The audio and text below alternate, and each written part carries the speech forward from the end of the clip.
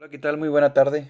El día de hoy el tema a tratar es la transferencia tendinosa artroscópica del bíceps a la glenoides con una reparación de Bankart, o de otra manera llamado como DAS, que es la estabilización anterior dinámica por vía artroscópica.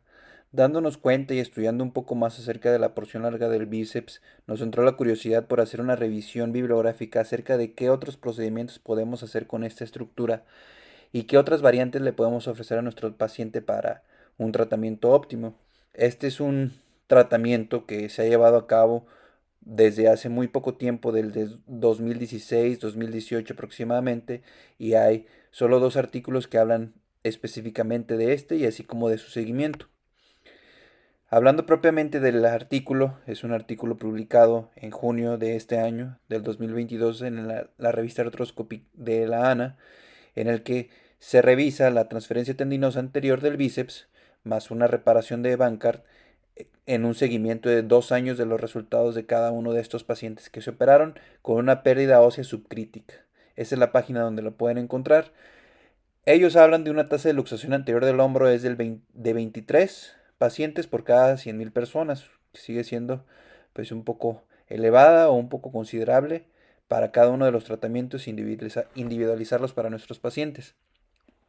Las tasas generales de inestabilidad recurrente han sido entre el 21 y el 67%. ¿Qué quiere decir esto? Que sigue siendo elevado, un 67% es bastante elevado. En el artículo nos mencionan los factores de riesgo de la inestabilidad recurrentes como un paciente varón menor de 40 años. ¿Qué quiere decir esto? Es un paciente que es totalmente activo, una fractura de la tuberosidad mayor y una hiperlaxitud ligamentaria. Hay que recordar que la estabilización de Bankart es una cirugía que comúnmente es recomendada por varios cirujanos o por nosotros los ortopedistas. Sin embargo, tiene una alta tasa de recurrencia en los pacientes con alto riesgo y aquellas que tienen una pérdida ósea glenoidea importante. O sea, hay que estar bien indicada para realizar este tipo de cirugía. También, como consecuencia de este tipo de procedimientos, te encontramos el remplissage o el relatar jet. El primero de estos se asocia a una pérdida importante en la rotación externa de nuestro paciente.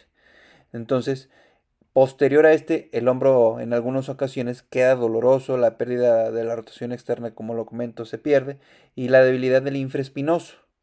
Hay que tomar en cuenta cada uno de estos procedimientos. Al igual, eh, este no aumenta el rango capsulolabral anterior del complejo, como sí lo hace el Atarjet, más sin embargo, el Atarjet muchas veces, ya lo hemos platicado aquí, es altamente demandante en cuanto a la técnica y es complejo de realizar por vía artroscópica. ¿Cuál es el objetivo del artículo? Evaluar los resultados a corto plazo del DAS.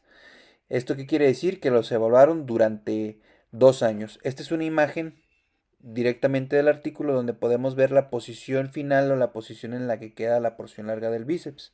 Al igual, vamos a hablar de cada una de ellas. ¿Cuál fue el método de elección para los pacientes? Fueron pacientes con inestabilidad de hombro anterior entre 2016 y el 2018, que fue cuando se publicó el primer artículo. Entonces, fueron 2 años. Pacientes que requirieron cirugía por la inestabilidad anterior con una pérdida ósea menor al 20% basado en el ATAC. ¿Qué quiere decir esto? Basado en el ángulo del mejor, perdón, en el círculo del mejor ajuste, como habíamos platicado, que es la mejor técnica para evaluar la pérdida ósea glenoidea anterior. Se les ofreció la estabilización dinámica anterior por vía artroscópica y la reparación de Bankart. En algunos casos también se les ofreció la Target, sin embargo, estos pacientes fueron excluidos de este estudio. Los pacientes fueron evaluados en dos centros distintos por dos cirujanos distintos con las mismas características y con el seguimiento a 2 años con una pérdida ósea menor al 20%. Igual, pacientes con cirugía previa fueron excluidos. Estos son los criterios de exclusión que ellos utilizaron. Un defecto óseo glenoideo mayor o igual a un 20%. Un paciente que prefirió un procedimiento de la Target también fue excluido. Presencia de lesiones o ruptura del bíceps. También estos, como lo vemos en la imagen, un bíceps de estas características fue uh, excluido.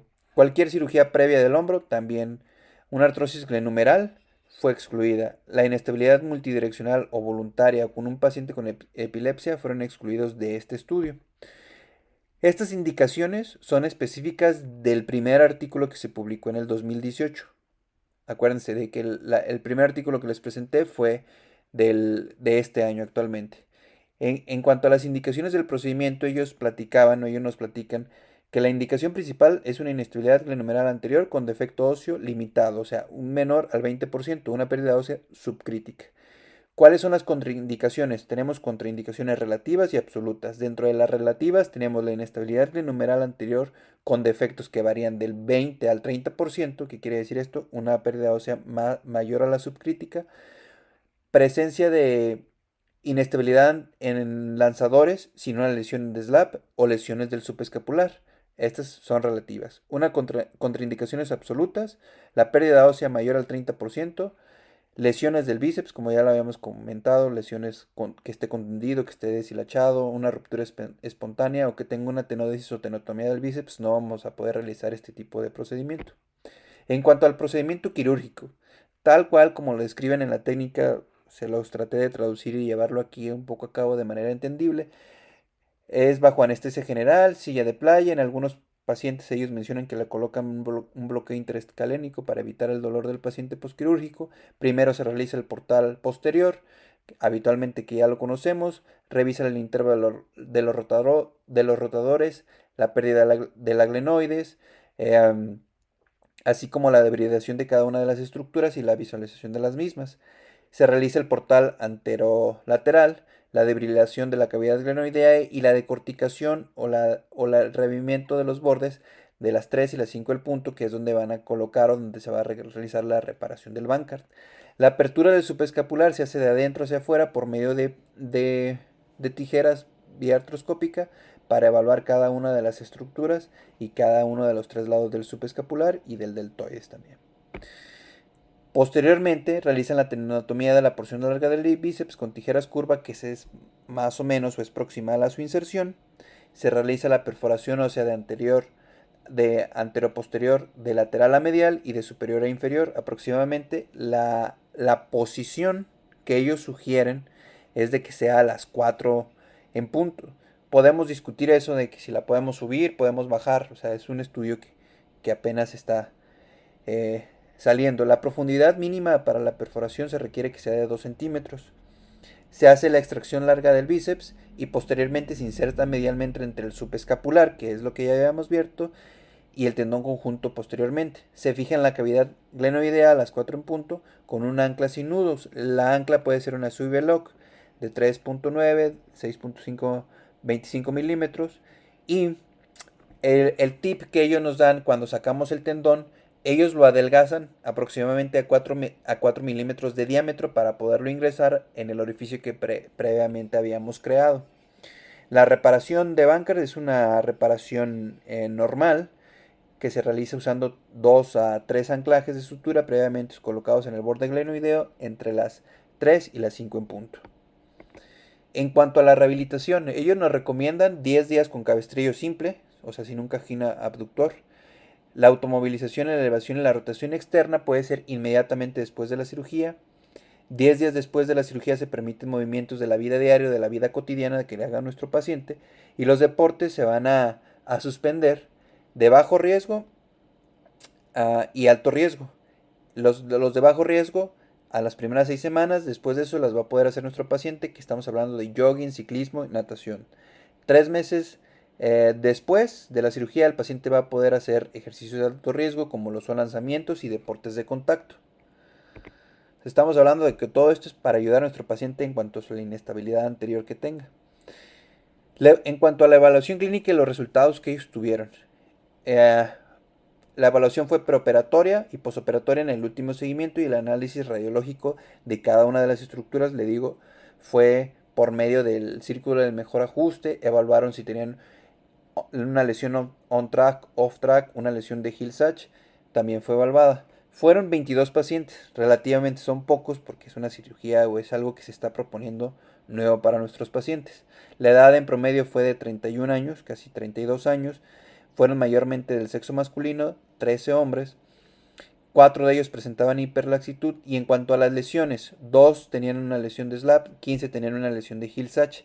Lo que más nos llama la atención de los 22 hombros que fueron operados, de hecho uno de ellos fue excluido porque tenía una cirugía de la target, fue en los rangos de movimiento. Los rangos de movimiento que ellos presentan previos a la cirugía ganaron en el posoperatorio de estos pacientes en cuanto a la elevación anterior, la rotación externa. En la rotación interna se mantuvo relativamente o bajó muy poco, y en el Rogue Score que ellos tenían y el valor más alto, que son 100 puntos, los pacientes mejoraron sustancialmente, de un 36 a un 89%. Entonces, ¿qué podemos decir? La reparación del DAS con Bankart es clínicamente satisfactoria en el postoperatorio de nuestros pacientes o de los pacientes que les podamos llevar a cabo esta cirugía. Los malos resultados se asociaron a una reparación de Bankart en hombros que eran crónicamente inestables o con una pérdida ósea mayor a la subcrítica, o sea que tenían entre el 20 y el 22%. Entonces, en consecuencia, el DAS va en aumento para la toma de decisiones y enriquecer nuestro árbol de tratamiento hacia nuestros pacientes, ya que este ofrece el efecto de hamaca y el efecto de Honda o el efecto de muro con la porción larga del bíceps en la posición que la colocamos, y el retensado de las estructuras capsuloligamentosas que tenemos ahí en ese momento. Entonces, otro efecto que pueden notar es el aumento de la movilidad versus otras técnicas artroscópicas. ¿Cuáles son las limitaciones? El seguimiento. Algunos de los pacientes se perdieron en el lapso. Los criterios de inclusión, que hay que definirlos un poquito más. El tamaño de la muestra, como lo vemos, es una muestra pequeña relativamente, sin embargo, poco a poco se va a ir enriqueciendo, estamos seguros de ello. Y el sesgo del paciente y el cirujano. La pérdida de los pacientes o el sesgo del cirujano. En cuanto a la conclusión, como ya lo mencioné, el DAS, o la estabilización artroscópica dinámica, y la reparación de Bankart es una opción que le podamos ofrecer a nuestros pacientes de una manera segura, de una manera que podamos enriquecer nuestro gama, nuestro árbol de tratamiento para aquellos pacientes que tienen una inestabilidad anterior de hombro y que tienen una pérdida de ósea subcrítica. Esta es la imagen del primer artículo, la estabilización dinámica, en el que nos hablan y nos platican un poco acerca de la técnica y de lo que se realizó en aquel entonces, que fue en el 2018, para posteriormente presentar sus resultados. Por su atención, muchas gracias. Los dejo con la doctora Sandra, que nos va a hablar acerca de un comentario bibliográfico de este procedimiento. Doctora Sandra Archundia Nájera, y el día de hoy haré un comentario acerca de la transferencia tendinosa artroscópica del bíceps a la glenoides con reparación de Bankart. Para esto voy a hablar un poquito acerca de algunos artículos que se han publicado, por ejemplo esta de la relación del defecto glenoideo con una lesión de Hill-Sachs en hombros con una inestabilidad traumática anterior. Se evaluaron 156 hombros. Desde el primer episodio existían lesiones bipolares en un 33%. Cuando existía una inestabilidad recurrente, la lesión bipolar se incrementaba de ese 33 a un 61.8%. La recurrencia, cuando se hacía una cirugía y no existía lesión ósea, era del 0%. Cuando sí no existía una lesión de Hill-Sachs, también es del 0%, pero con una lesión glenoidea aislada se iba al 8.3%, y cuando esta lesión es bipolar se iba hasta el 29.45%. Este otro artículo del desarrollo de los defectos glenoideos en una lesión bipolar, desde una primaria a una recurrente con una inestabilidad anterior traumática, se evaluaron 57 hombros, y aquí sí es importante valorar. En el primer episodio había una lesión de Hill-Sachs en el 84%, 0.7%, con un defecto glenoideo en el 42.3%. Sin embargo, cuando existía una recurrencia, esa lesión de Hill-Sachs solo se aumentaba un 8%, y el defecto glenoideo en un 30%, es decir, del 42 se iba a un 72%. Entonces, en el primer episodio se encontró que había una lesión bipolar del 29.8%, y la recurrencia se desarrolla una lesión bipolar hasta un 72%. Entonces la secuencia de la lesión va a ser una lesión de Hill-Sachs, posteriormente viene el defecto glenoideo y finalmente un defecto bipolar. Ahora, como ya nos comentó el doctor Víctor, sabemos que existe una lesión que se considera como crítica. En el artículo que él nos presenta va en el 20% del defecto glenoideo. Sin embargo, ya hay otros estudios en el cual se considera desde el 17.3% como una lesión crítica, y eso nos ha llevado a que no se incrementa tanto la recurrencia. Sin embargo, las escalas funcionales son las que cambian y nos hacen ver que tienen una buena aparente no recurrencia, pero sí una mala escala funcional. En también ya se han hecho evaluaciones, este es algo importante, es un artículo del 2019 donde valoran, sabemos que se han aumentado la importancia del glenoid tract, y ahora también hay algo similar en lo que es la lesión de Hill-Sachs, que en este estudio se dividió la lesión de Hill-Sachs dependiendo del tamaño y de la zona en 4 zonas, las cuales se dividen en lesiones periféricas o centrales. Tenemos una zona cuando existe una lesión del 25%, una zona 2 cuando es del 25 al 50% la lesión, una zona 3 cuando va del 50 al 75%, y una zona 4 cuando es mayor al 75%. Es importante saber que todo este tipo de lesiones es cuando es una lesión on track. Entonces así se evaluaron y se dividieron en una lesión central, como está ahí esquematizada, y cuando es una lesión periférica. La tasa de recurrencia fue del 6%. Cuando es una lesión mayor al 75% se considera periférica, y se demostró que las escalas funcionales eran menores y la tasa de recurrencia era más alta. Y cuando es menor al 75% y la lesión se considera central, la escala funcional es mayor y la tasa de recurrencia es menor. Entonces, teniendo esto en mente, es importante valorar tanto el defecto óseo crítico. Sabemos que cuando afecta la glenoides va a generar inestabilidad recurrente, y el defecto óseo subcrítico genera deterioro de la calidad de vida. Ya está más que especificado estos algoritmos donde la pérdida ósea glenoidea, dependiendo de esta, es la conducta terapéutica que tenemos que seguir. Si es menor al 13.5, sabemos que tenemos que hacer una reparación artroscópica de Bankart con o sin remplissage. Cuando esta se encuentra entre el 13.5 del 17.3, si sabemos que es una lesión on track, pues vamos a hacer lo mismo, una reparación de Bankart y remplissage.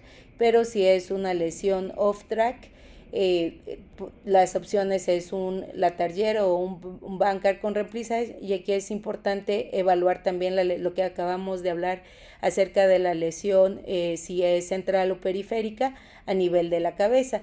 Cuando ya es un defecto entre el 17.3 y el 20%, vamos a optar por un Latarjet, y mayor al 20 al 25%, pues ya tendremos que estar pensando en un injerto de cresta ilíaca o de la tibia distal, o pensar en un Latarjet si es menor al 40%. Entonces, en conclusión, este tipo de procedimientos, lo más importante es evaluar el defecto óseo desde el primer evento, ya que, como se ha demostrado en últimos artículos, Las lesiones bipolares se encuentran desde el primer evento y es necesario cuantificar esa pérdida, no pensar que por ser una lesión inicial traumática, solamente con una reducción e inmovilización sería suficiente. Es tener en mente desde un principio que las lesiones son importantes.